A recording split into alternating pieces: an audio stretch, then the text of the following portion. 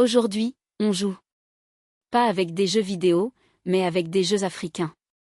Tu connais l'Awalé? C'est un jeu de stratégie tellement ancien qu'on le jouait déjà du temps des pharaons. Assieds-toi en cercle, comme les enfants du Mali ou du Ghana. Prends des graines ou des cailloux. Le plateau est en bois, creusé de petits trous. Chaque trou, c'est un village. Chaque graine, c'est une famille. En bougeant les graines, tu apprends à compter, à prévoir, à partager. Mais savais-tu que l'Awalé raconte aussi l'histoire de l'Afrique? Les graines voyagent d'un trou à l'autre, comme les hommes et les femmes d'Afrique ont voyagé, ont échangé, ont résisté. Le panafricanisme, c'est un peu comme une grande partie d'Awalé, chaque pays africain est un trou dans le plateau, chaque personne est une graine. Pour gagner, il faut que toutes les graines soient unies, qu'elles bougent ensemble, qu'elles s'entraident. Dans ce cours, on va explorer l'Afrique par le jeu, par le goût, par l'odorat, par le toucher. On va sentir l'encens qui brûle dans les marchés de Dakar, toucher le coton du Bogolan, le tissu teint à la terre, goûter le tiboudienne, un plat de poisson et de riz qui sent bon le soleil. Chaque jeu, chaque parfum, chaque saveur te racontera une histoire. Une histoire de résistance, de fierté, d'unité. Car le panafricanisme, ce n'est pas seulement une idée. C'est une fête d'essence. C'est un jeu où tout le monde gagne si tout le monde joue ensemble. Alors, prêt à jouer, cèpe les jeux africains, des leçons d'unité et de stratégie. Commençons par le plus célèbre, l'Awalé. Ce jeu se joue sur un plateau en bois avec 12 ou 14 trous. Chaque joueur pose des graines dans les trous, une par une, en tournant. Le but est de capturer les graines de l'adversaire. Mais attention, si tu laisses un trou vide, tu perds ton tour. Ce jeu apprend la patience, la prévision, le partage. Dans beaucoup de villages, les enfants jouent à l'Awalé sous un arbre, en écoutant les histoires des anciens. Le jeu est si important qu'il est même utilisé pour régler des disputes. Deux personnes qui se fâchent jouent une partie, et le perdant doit offrir un repas ou un service. C'est une leçon de paix. En Afrique de l'Ouest, il existe un autre jeu, le yoté, un peu comme les dames. Les pions sautent par-dessus les pions ennemis et les capturent. Mais ce qui est spécial, c'est que les pions sont souvent faits de noix ou de cailloux colorés. Les enfants les ramassent dans la nature, les peignent avec de la terre ocre rouge ou jaune. Chaque couleur a une signification, le rouge pour le courage, le jaune pour la sagesse, le blanc pour la paix. Dans le yoté, on apprend à sacrifier un pion pour en gagner plusieurs. C'est une leçon d'humilité. Au Congo, les enfants jouent au mweso, un jeu de calcul. Elle le mange avec les mains, en formant des boulettes qu'on trempe dans une sauce. La sauce peut être à l'arachide, au gombo, aux épinards. Chaque famille a sa recette secrète. Le fufu est un plat qui se partage. On pose le plat au milieu de la table, et tout le monde mange dedans. Pas d'assiette individuelle. C'est un geste de confiance. Les enfants apprennent à ne pas prendre trop de sauce, à laisser pour les autres. C'est une leçon de générosité. Au Sénégal, on mange le tieboudienne, le plat national, du riz, du poisson, des légumes, le tout parfumé au persil, à l'ail, au piment. La légende raconte que ce plat a été inventé par une cuisinière de Saint-Louis, au XIXe siècle, pour nourrir les pêcheurs. Il est si bon qu'il est devenu le symbole de l'hospitalité sénégalaise. Au Maroc, on mange le couscous, les grains de semoule cuits à la vapeur, servis avec des légumes et de la viande. Le couscous, c'est le plat du vendredi, le jour de la prière. Les familles se réunissent, les enfants aident à rouler les grains. C'est un plat qui demande du temps, de la patience, de l'amour. En Éthiopie, on mange l'injera, une grande crêpe molle et acide, sur laquelle on pose des sauces épicées. On déchire l'injera avec les doigts, on attrape la sauce, on mange. Pas de couvert. Les doigts sentent le pain, le piment, le beurre clarifié. C'est un repas qui engage tout le corps. Tous ces plats ont un point commun, ils sont faits pour être partagés. Dans la tradition africaine, on ne mange pas seul. Manger seul, c'est triste.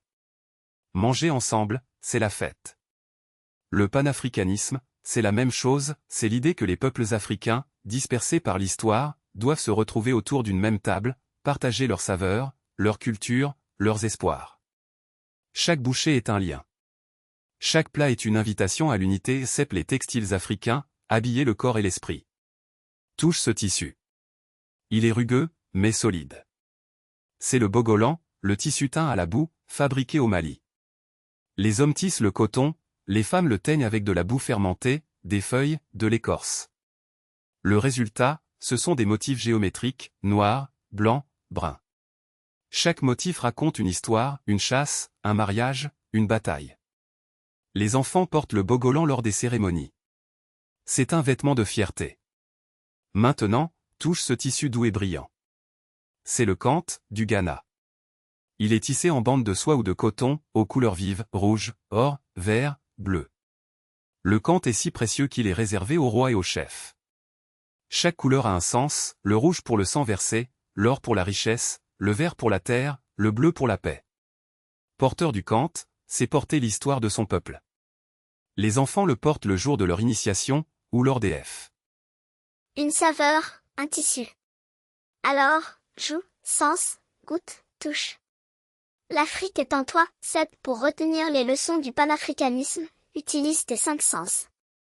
Le jeu, apprends à jouer à l'awalé ou au yoté. Demande à un adulte de te montrer.